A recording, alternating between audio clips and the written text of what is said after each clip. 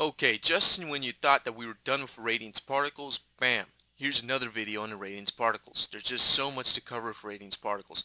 So let's keep working with IP here. Let's open up an example scene. The one that we're going to open up this time is called IP and HDRI start.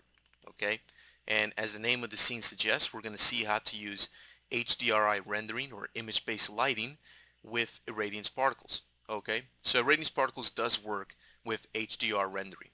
So with this example scene, let's go ahead and render this out, see what we get. And this is what we have, just a black scene, which is no good. If we open up the Explorer, you'll notice that we don't have any lights in the scene, and our ambience has been taken all the way down. Okay, so we're going to light up the scene just using an HDR image that I have for you. So let's go ahead and do that. I'm going to go over here to render. I'm going to go to the pass options, and what you want to do is go over to the pass shaders tab over here. Go to the environment stack and click on add, and the environment shader that we're going to go ahead and add is an environment shader. Pretty simple. So let's go ahead and open up the PPG for that environment shader, and right now we have this default image right here, which is obviously no good. So let's go to new from file, and the image that we're going to get is called ArchViz HDR. So let's go ahead and open that one up, and that's the image that we get. And if we click on edit, we can go ahead and edit this stuff here. As you can see, we can go to the adjust tab over here, and we can edit this this HDR image out because it is an HDR. So we can adjust, say, the display gamma. We can drop it and raise it and whatnot. We can also change the exposure. So let's go ahead and leave this stuff at the default, which is just fine. Okay, and what I'm going to do is just collapse that to tuck it out of the way, but I may end up coming back to that a little bit later. Alright, so now that that image is in the scene, let me go ahead and let me render this out again, and now we can see there's our HDR in the background, and our objects here are getting the reflections of that HDR image, which looks pretty cool. Okay, so we're kind of lighting up the scene right now by applying this HDR image as an environment shader, but as you can see, our scene is dark and has no lights in it. Okay, so let's go ahead and close that. Let me go over here to my renderer options. Okay, so let me tone some of this stuff down. For example, I'll take the anti-aliasing to -2 and 0 just so we render out faster. If I go through these tabs, I don't have final gathering or global illumination turned on, which I'm not going to use. What we're going to do is we're going to switch over to Irradiance Particles. Let's go to Diagnostics, turn on information. Let's go back to Irradiance Particles, and let's actually turn on Irradiance Particles. I'm going to lock that PPG down. Now, you'll notice that we're using the default settings, which of course is not good. So I'm going to take the rays down to about 32 for preview purposes. I'm going to take the interpolation also to about 32. I'm going to leave environment on.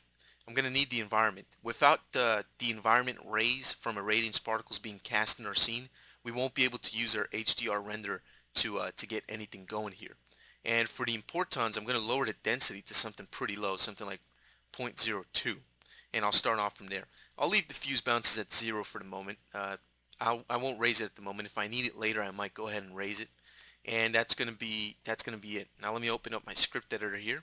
I need to monitor what's going on. Clear that stuff out.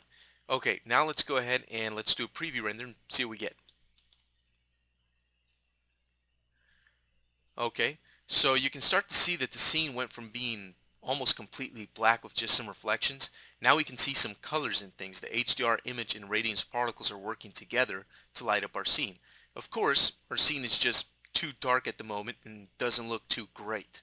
Okay, if we go down here, we can see how many radiance particles or importans we have. We have only 1,448, which is too few. So let's go back here to the important density and raise it. I'm going to go with maybe 0.05. And as it emits the importans here, we can see we're using now about 3,000 importans, which still isn't too good. So I'm going to go with about 0.1. Okay, see what that gives us. Just under 10,000 importans. I'm going to keep that setting now for testing purposes. That's good enough for the moment. Okay, good. So you can see how our scene is being lit up here. If we want our scene to be lit up a little bit better, we can do a few different things. Number one, we can increase the intensity of the environment rays down here. That will definitely increase the lighting in our scene. And if I do that, if I increase the intensity to 2, and we see what we get here.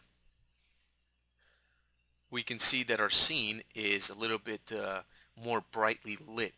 Okay, but that's not what I want to do. So I'm going to leave the intensity back to 1. All right. What I'm going to do instead is come back to that HDR image PPG that I had before with the adjust properties, and I can change a few settings here. For example, I can increase the exposure from 0 to 0.5, and that'll automatically increase the brightness of the scene because the HDR is right now controlling the lighting. So we can see, there we go. Now this looks a lot better. Now we have a lot more lighting in our scene, although it still doesn't look too fantastic. So the next thing I'm going to do, let me lock down that render preview there, and let me collapse this HDR image PPG. The next thing I'm going to do is I'm going to go back to my pass options, and in the lens shader stack I'm going to switch to override camera lens shaders, and I'm going to add a photographic exposure shader and open up its PPG. Okay, I'm going to pin that down. Now I'm going to unlock the render preview so I can see the adjustments take place. Okay, a couple of things I want to do. I want to increase the overexposure a bit. You can see the photographic exposure shader is not doing too good of a job there with the default settings. So I'm going to increase the allowed overexposure to match with the allowed underexposure, so about 0.5. So we have a good range of exposure there. I'm also going to take the gamma and increase that to about 1.8. And saturation I'm going to increase to 1.25 so we can get some better colors there and it doesn't get too washed out with the gamma correction. After that's done, I'm just going to go ahead and close the PPG there for that. Okay, so now our image looks much brighter and a lot nicer than before. We can see the lighting a lot better, but we can still make some changes to this and make this look better. Okay. If you look at our image here, we have this strange black spot here on the purple sphere. Okay, that's a problem there, and that's no good, obviously. So we're going to have to fix that problem. One of the ways that we can approach to fixing that problem is to go over here to our importance setting and increase the number of diffuse bounces. So I'm going to increase the diffuse bounces to about 2. That's also going to increase the number of importance in my scene, so we're going to have a lot more importance. As you can see, the number jumped from about the 7,000 range to just under 9,000. Okay, so here it goes, rendering out. Rendering fairly quick here, which is good. Fast renders are always great, always welcome in my book. Okay, so there we go. Now, one thing to keep in mind about using Irradiance Particles, when you're using Irradiance Particles with Interpolation, which is exactly what we're doing right now, you have to be careful when using surfaces that have a lot of reflections, especially glossy reflections, as well as objects that are transparent, like this glass that's right in front of our camera. Most of the time, and for most practical purposes, Irradiance Particles with Interpolation doesn't work out too well with surfaces of that kind, reflective, refractive, as well as transparent surfaces. So you want to be careful about that. In this case, I don't care, I'm just doing it anyway in this scene, but just keep that in mind. We will come across some kind of artifacts and things. Now here we can see some strange blackness down here, and the blackness on the sphere, the purple one back there, actually went away with the extra diffuse bounces. Okay, so what I'm going to do now is I'll probably add maybe 2 more diffuse bounces, so now we have 4 in total, which is of course going to increase our importance. We went from about 9,000 to just over 10,000, so it didn't go up by too much, but that's okay. Another thing to make note of is that for whatever reason, using Irradiance Particles with the environment settings actually works out a lot better when you're using HDR images than when you're using the mental ray physical sky. For some reason, using the mental ray physical sky actually slows down the environment settings down here for the Irradiance Particles by a little bit, and the environment settings actually render out faster and much better when using HDR images. That's just the way it works. Okay, so we can see that down here we don't have that one black splotch. It just looks black, completely uniform on the glass right there. Okay, when you're using objects like this that are glass transparent, they refract light, stuff like that, the best thing to do is to stick with non-interpolated Irradiance Particles. That's how you're going to get the best results, the most physically accurate results. Using interpolation can cause artifacting, it could cause weird glitches and strange problems with the render most of the time when using surfaces like this, reflective, refractive, and transparent. So just keep that in mind. Okay, so that actually is looking a lot better. Okay, so tell you what we're going to do. Let's do this instead. Let's switch over from interpolated IPs over to non-interpolated irradiance particles. Okay, let's also increase our indirect passes here. And over here, I think we're good with the way the important settings are set up for the moment at least. Something else that I can do in here to increase the environment lighting here. Let me go ahead and increase that environment intensity back up to 2. Okay, there we go. So it's looking a lot brighter now. A little bit too washed out, but we'll fix that. And I think part of the problem here is that we have a little bit too much gamma correction. So let's go ahead and let's reduce that gamma down. Let's go over here back to our pass options. Open up the photographic exposure shader and let's knock the gamma back down to 1. I don't think we need that much gamma. This image is pretty bright as it is. Okay, so that looks a lot better. We don't have all that crazy gamma correction there, and the image looks pretty bright and pretty nice. And we are using non-interpolated IP, so that's why we're getting this very, very grainy look to this. Okay, so my diffuse bounces are good. Probably going to want to increase my density of importans, because if I look down here, I'm only using about 10,000, which is a pretty decent amount, but let's see if we can raise that up. Let me go with about 0.2.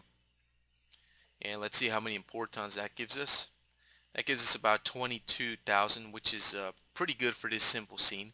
So the next thing I'll probably do is just increase the number of rays. So let's just jack that up to about 200 and see what we end up with. And actually, one thing I forgot to do is to use that two-stage render trick. Let me do that now. Let me lower the number of rays down to about 32 so it can compute the indirect pass faster. Okay, there it goes. Pretty quick. Much faster than before, that's for sure. Okay, so now what we'll do is cancel the render out. Check rebuild off. Increase this back up to about 200. And let's render again. Now we should be able to render much faster, which we are, as you can see. Okay, there we go. Only took about 1 minute, 21 seconds to render that out, which is pretty fast. Okay, we are using pretty low anti-aliasing settings though, so keep that in mind. But lighting wise, this actually looks pretty good. So you can see how you can light up a scene using an HDR image and irradiance particles. Just make sure you're using environment settings, because without them, you can't get this to work. Okay, so this, let me lock that render down. That's using the non-interpolated IPs, or the brute force IPs. Now let's try with some interpolation, see what we can come up with. Normally we shouldn't come up with something good, because interpolation with irradiance particles doesn't work well with shaders that have a lot of glossy reflections, refractions, and transparency. But let's go ahead and let's push it and see what we can do. Okay, so everything looks pretty good here. I'm happy with my important settings.